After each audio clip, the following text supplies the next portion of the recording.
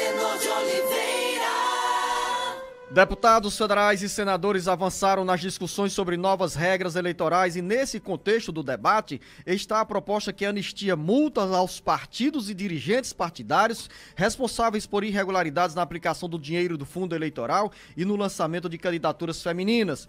A Procuradoria-Geral da República, PGR, desaconselhou, porém, a anistia, o que é para muitos considerada como estímulo à corrupção. Mais informações com Sátiro Salles. Anistia de multas de deputados federais e senadores avançam para mudar as regras na legislação eleitoral e, ao mesmo tempo, a anistia de punição e multas de partidos e dirigentes que deixaram nas eleições de cumprir as normas sobre o uso de recursos do fundo eleitoral e também o lançamento das candidaturas de negros e mulheres.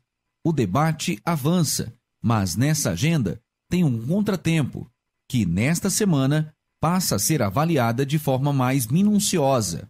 A Procuradoria-Geral da República encaminhou ao Supremo Tribunal Federal recomendações com ponderações de que o Congresso não pode realizar uma anistia irrestrita de multas aplicadas pelo descumprimento de políticas afirmativas, como a cota mínima de recursos para candidaturas de mulheres e negros.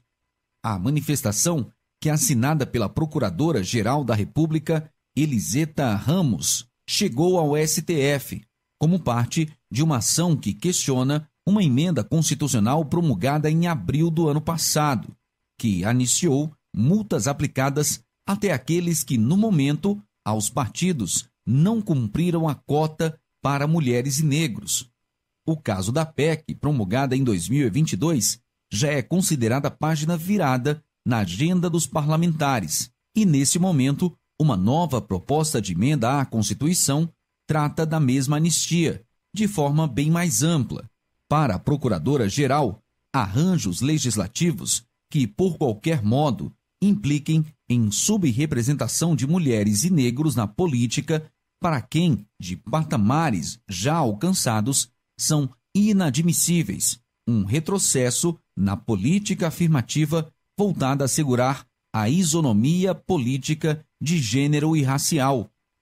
Com informações dos bastidores políticos, Sátiro Salles. Jornalista Beto Almeida, um fato chama a atenção. Por exemplo, essa recomendação se refere à discussão aberta com a PEC aprovada e promulgada em 2022. Mas é um sinal de alerta já para esse novo debate que está sendo realizado no Congresso Nacional, com uma anistia que pode ser ainda mais ampla, porque beneficia os partidos e os dirigentes que cometeram alguma irregularidade, tanto com as candidaturas femininas e de negros e também com a aplicação de recursos do fundo eleitoral.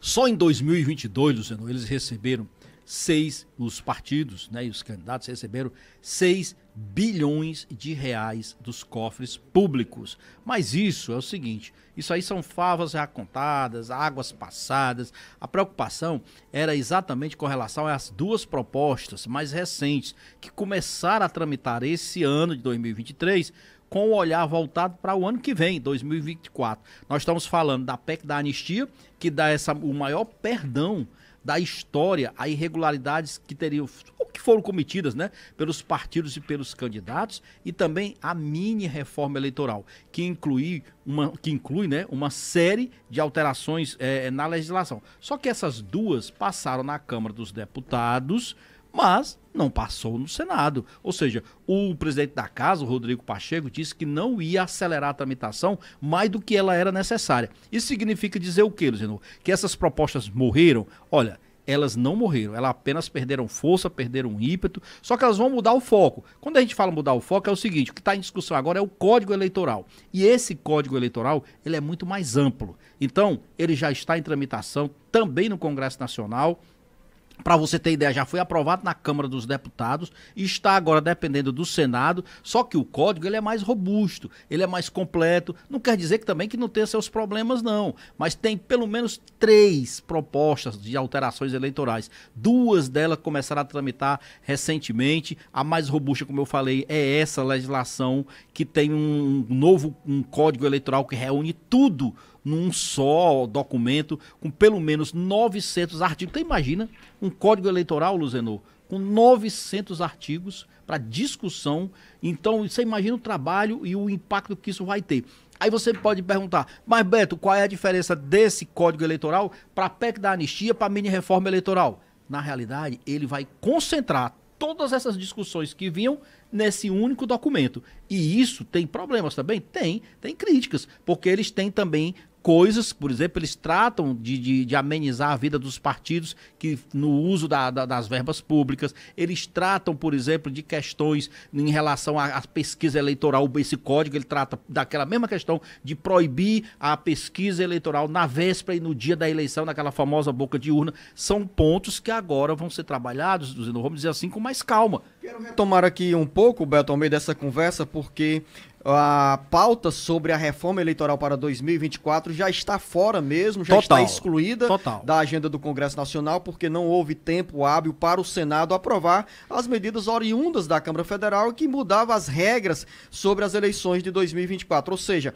as normas prevalecerão em relação ao que nós tivemos nas últimas eleições estaduais e municipais, tanto do ponto de vista da aplicação dos 30% de recursos do fundo eleitoral para candidaturas femininas e também a indicação por cada partido do número mínimo de 30% das vagas de mulheres para preenchimento das chapas às câmaras municipais. Ou seja, acaba sendo uma conquista para as mulheres a manutenção em relação aos recursos do fundo eleitoral e também das candidaturas femininas. Exatamente isso. Só que tem um detalhe, Zeno. Quando a gente fala aí, nós estamos falando, por exemplo, dessa questão do código da mini-reforma e da PEC da anistia, aí tudo bem, a mini-reforma não vai dar para fazer porque já passou do prazo, que seria até o dia 6. Aí vamos trabalhar então com a chamada PEC da anistia. Exatamente, entra nessa questão dos valores, os percentuais de investimentos, de recursos para estimular candidaturas de mulheres, de negros e pardos, por incrível que pareça. Mas não para mexer nas eleições de 2024. Não mexe. Isso já não mexe mais para as eleições. Mas aí os deputados têm dito o seguinte, olha, a gente pode até trabalhar a votação dessa medida, desde que o Senado não engavete mais essa questão, que bote ela realmente para funcionar, porque a reclamação do senador, dos deputados, é que se aprova na Câmara, quando chega no Senado, aí a coisa é engavetada. Mas esse argumento caiu por terra abaixo porque esse projeto aprovado pela Câmara Federal chegou ao Senado com tempo exíguo, menos de 20 dias úteis para debates em relação à reforma eleitoral para 2024. Concordo plenamente. O Senado ali tem razão.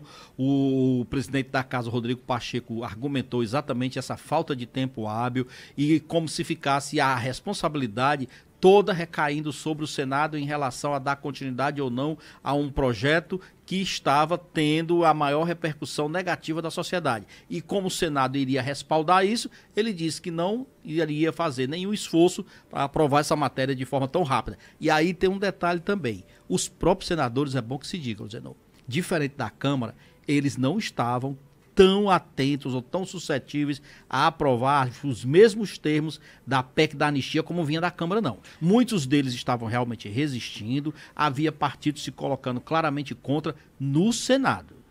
Beto Almeida, pauta na Câmara Federal, no Senado, e tivemos aí uma semana completamente esvaziada do ponto de vista da produtividade e da apreciação de projetos de lei e outras propostas que passam pelo Congresso Nacional. Nada de avanço nesta semana, os presidentes da Câmara e do Senado estão ausentes do Brasil, viajando pelo exterior, cumprindo agenda, missão oficial, mas os plenários ficaram vazios e, nesse caso, nada de avanço em termos de votação de projetos. Com o Congresso Nacional, Zenon, sem discussão, sem aprovação de projetos, o Supremo Tribunal Federal e as demais instâncias também não tiveram sessões ao longo dessa semana. E aí, claro, para completar esse cenário, o próprio Poder Executivo, sem ainda a presença atuante do presidente Lula, que continua ainda na sua fase de recuperação, recluso. Há uma expectativa de que ele apareça de forma mais efetiva para tratar dessas questões também que dizem respeito a matérias do Congresso Nacional na semana que vem, e aí virá toda aquela carga de pressão, Zenon. Ele falta definir, por exemplo, Zenon, quem vai ser a sucessora da ministra Rosa Weber, por exemplo, é um dos pontos. Quem vai ser o novo AGU, o advogado-geral da União,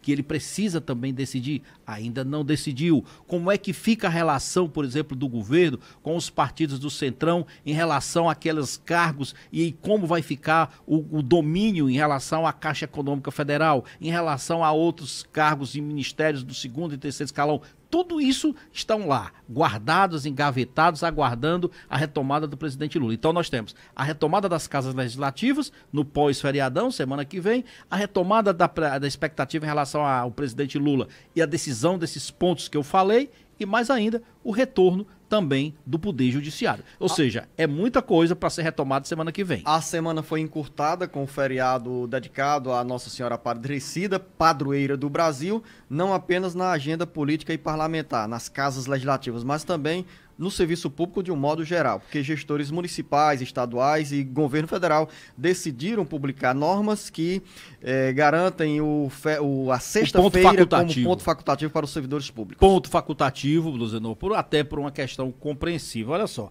isso também, lógico, os serviços considerados essenciais, eles vão continuar funcionando no serviço público. Entenda por serviços essenciais, por exemplo, os hospitais públicos, a questão, por exemplo, do pessoal de trânsito, quem trabalha com trânsito, enfim, a segurança pública, essas atividades que são essenciais, elas não param e nem podem parar. A parte mais administrativa, de funcionamento de secretarias, dos próprias prefeituras, dos próprios governos do estado, isso para.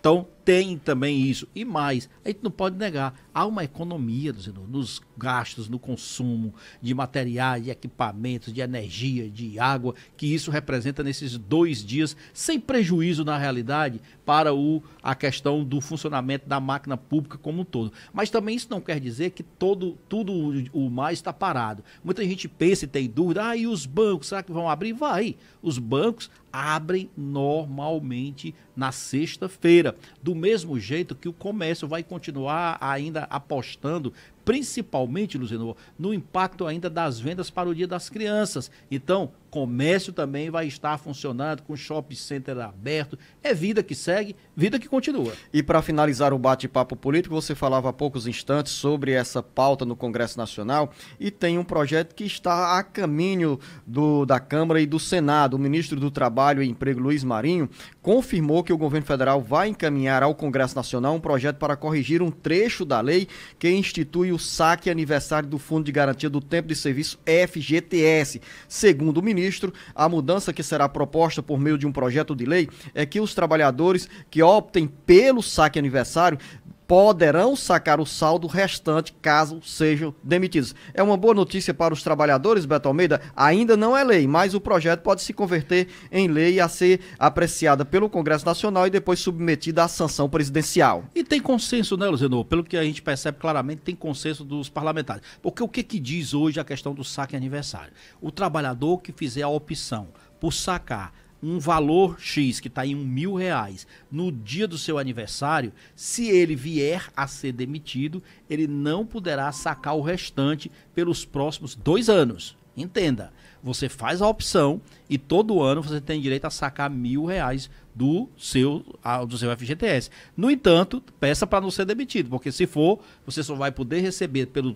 preço atual, pelas regras atuais, depois de 2 anos. O que o Luiz Marinho, o ministro do Trabalho, está dizendo é o seguinte: esse projeto ele vai dizer o seguinte, olha, foi demitido, mesmo você tendo feito a opção pelo saque aniversário, você tem direito de sacar todo o resto que está lá no FGTS. E isso daí não tem rejeição no Congresso Nacional. Com essa sinalização sobre o FGTS, tem também o projeto que trata sobre a contribuição previdenciária de profissionais, de trabalhadores que atuam por meio de aplicativos, e ainda no Congresso Nacional temos a discussão sobre o Orçamento da União de 2024, ou seja, um segundo trimestre aí, a reta final, com muita movimentação tanto na Câmara quanto no Senado. E rápido, Luzenor, porque o ano está realmente no seu final, e aí a gente imagina o seguinte: para um orçamento desse, que é complexo, cheio de interesses, com emendas individuais, emendas de bancadas, você imagina o trabalhão que vai dar para que tudo isso, todos esses interesses, todas essas decisões que diz respeito à capacidade de investimento da União para o próximo ano estão em jogo. Lembrando, o Congresso só entra em recesso se aprovar esse orçamento. Final da nossa conversa aqui no Bate-Papo Político com o jornalista Beto Almeida. Amanhã, sexta-feira, estaremos por aqui para falar sobre os assuntos da área política que mexem com o dia a dia, com o cotidiano da população. Estaremos aqui, Luziano, como sempre, levando a informação para os nossos ouvintes. Um bom dia a todos. A você, ouvinte internauta, a você, jornalista Beto Almeida, uma boa quinta-feira, um bom feriado.